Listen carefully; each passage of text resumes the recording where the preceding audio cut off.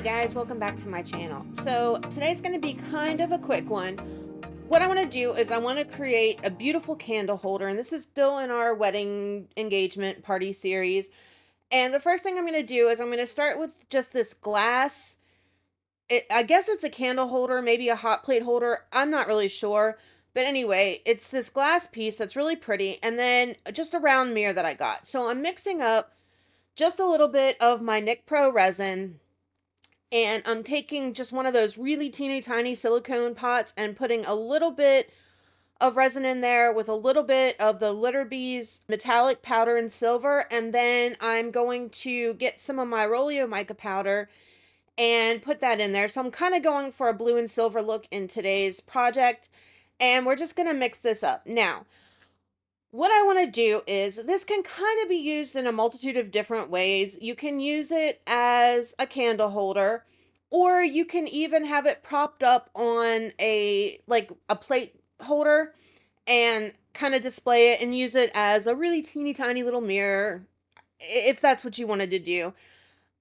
Either way, I think it looks gorgeous at the end. So all I'm doing now is I am putting some of my resin, the blue resin, in this dish and just hitting it with my heat gun really quickly to pop any bubbles and kind of warm it up a little bit because it's cold in my house right now, just so I can spread it out.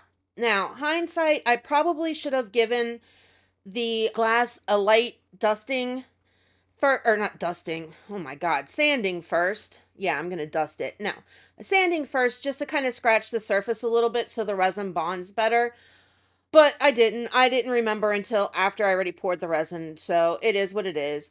I didn't have any issues with the finished project, thank God. But anyway, and now I'm just kind of drizzling in a little bit of this silver. Now, this is like a floating mica powder, and you don't want to use a lot of this because it will quickly overtake your project. So I'm just using just a little bit just to kind of give it that marbled look. And then I'm going to take my mirror and I'm going to place it very carefully in the center of this. Now I don't want it to go up on the sides of the mirror, so I've got to be careful and kind of center it. And then I'm going to add just a little bit more resin around it because I want just a tad higher. I'm not going flush with the mirror. It will have kind of like a concave in it, and that's fine. I'm like terrified that if I put too much in here, it's going to go over top of it and completely ruin it. So, and honestly, the concave that it has kind of adds to it, the dimension of it a little bit more. And then because I wasn't happy because I covered up most of the silver that I had originally put in there, so I am just adding a couple more little swirlies in there of the silver just to bring it out a little bit more and have some more in there since the majority of it is covered up. And, the whole reason I'm putting it in here is so you can actually see it.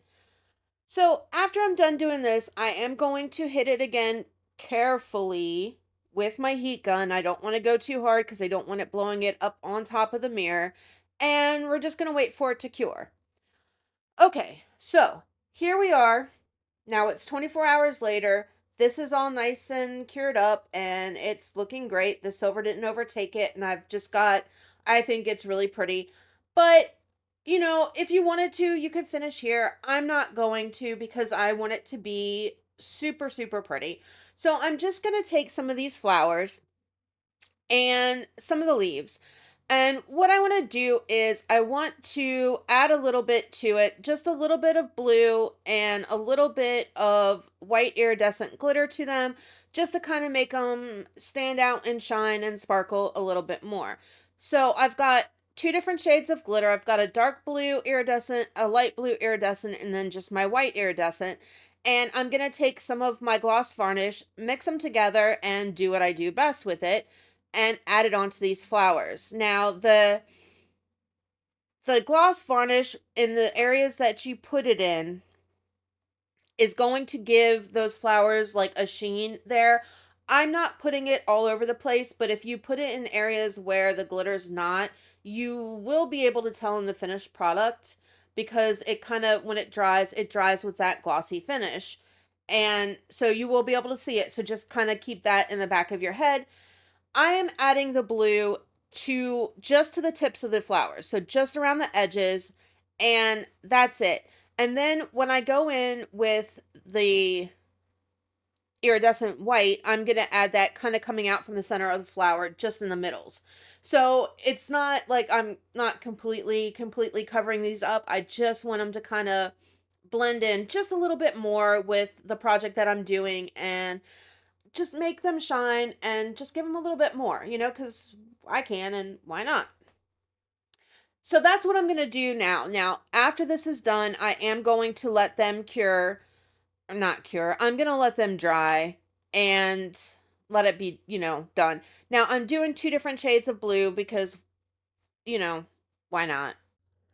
So, disclaimer on this, if you decide to do this, you may want to wear gloves, and I probably should have, but I didn't think about it beforehand.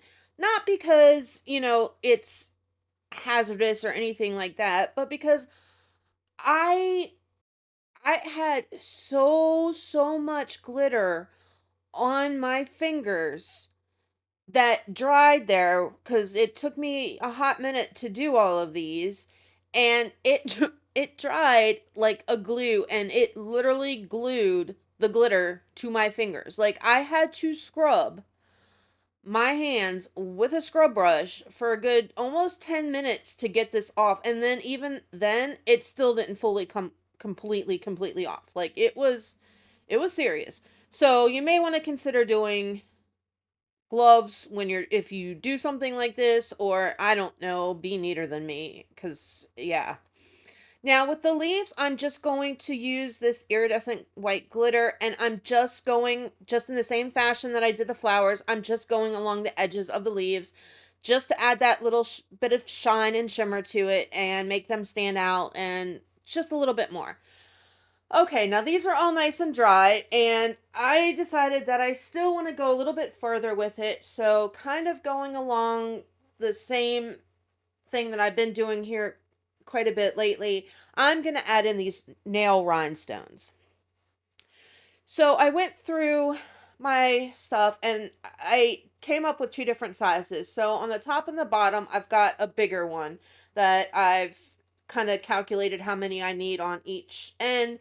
And then I've got the smaller ones connecting them. And I'm just using my diamond glaze to kind of glue them into place. And I think it looks really well. It just adds that little bit of more beauty, more bling to it. I think it looks good. Again, you could very easily quit here and just add on the flowers and be done with it, but I just wanted more, so that's what I'm doing. I figure in my head, you know, wedding, you want, or not everybody, but if you're going something like this, you want it to stand out. Like, you want your day to be a special day. You want everything to shine and just be kind of over the top, because this is for some people it's a once in a lifetime thing. Not me personally, but how many times do you get married? Maybe some of us shouldn't answer that question, me included, but it's all fun. It's good. It's great, right? Anyway, um so yeah, now this is where I struggled a little bit trying to figure out the math and how to make this work right and get this straight across, and it took me a hot minute because I'm not the greatest with straight lines, and I probably still did it wrong, but I tried to make it so that they were evenly across and placed and all of that stuff. I don't know. I don't know if it worked right or not, but you can't tell. You can't tell if I screwed it up in the finished product. So that's all that really matters. So I'm going in now with the bigger ones again, kind of making them as even as possible to the ones that are across the bottom. And then I'm just going to fill it in the rest of the way with the smaller rhinestones. And I do kind of count them out to make sure that I have the same amount on each side and they're evenly spaced and all of that fun stuff. So just like the flowers, this did take me a while to do, but I think that if you're going to do something, you should do it right, and you should take the time out to make it as perfect as possible, especially not just, I mean, for everything, but especially for somebody's wedding where, again, they're selling out a lot of money for these things and to have their day perfect. So you don't want to kind of, you know, half-ass it, I guess. Do it right if you're going to do it. And that's just me, but, to each his own. But that's how I feel about it. So that's what I'm doing. And I thought, you know, this can be used as, we're doing, the last video was kind of favors and stuff like that, and this could go along those lines, like, all in all. So the mirror I got from the dollar store, the glass piece underneath I got from the dollar store, the flowers I got from the dollar store. So for the main components of this, it cost me $3. Now, that's not counting the resin or the coloring and stuff like that and all the, uh, you know, extras that I put into there, but you can make it relatively cheap. So if it's something that you're doing for, say, a family member or whatever, and you're just kind of trying to help out, it's something that isn't going to cost a lot. So if they wanted to, they could very easily make this be something that is on the tables that goes to, maybe the bridal party or maybe the guests or whatever, It's something that you could very easily give as a gift, and you're not out hundreds and hundreds of dollars on one piece, if that makes sense. And it's quite beautiful in the end. It's quite beautiful. Now, as far as putting a candle on it, I would most definitely, because it's resin under there, I wouldn't use like a pillar candle unless you had something else. It was in glass or something like that. I would definitely use something in a glass piece. Okay, so rhinestones are all dried on there now. It's time to put these flowers. And I didn't want to cover up too much of everything else that I did with the flowers, so I decided that even though I did a bunch more than what you see here, that this is all I'm going to use is just the 4 flowers and a couple of leaves on each side because I didn't want it to overtake it.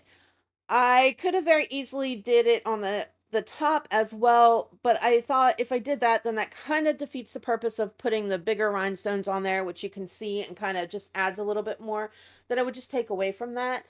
So I just did 2 on the sides and then 2 smaller ones on the bottom with leaves coming out each side of them, and I think that it looks pretty. It's not too much, it's not overdone, but it looks kind of elegant and I like it. I don't know. What do you guys think? That's pretty much it for this one, guys. I told you it was a quick one. So, like, subscribe, share, all that good stuff. I will catch you guys on Tuesday for the next one. Next week, we're going to be playing around with Resincrete. I did get some in. I am messing with it. So that will be coming out sometime next week. I haven't decided what's going first yet, though, so we'll have to wait and see. Anyway, you know what to do. Hit that button. All right, guys, I will see you on Tuesday. Love ya. Bye.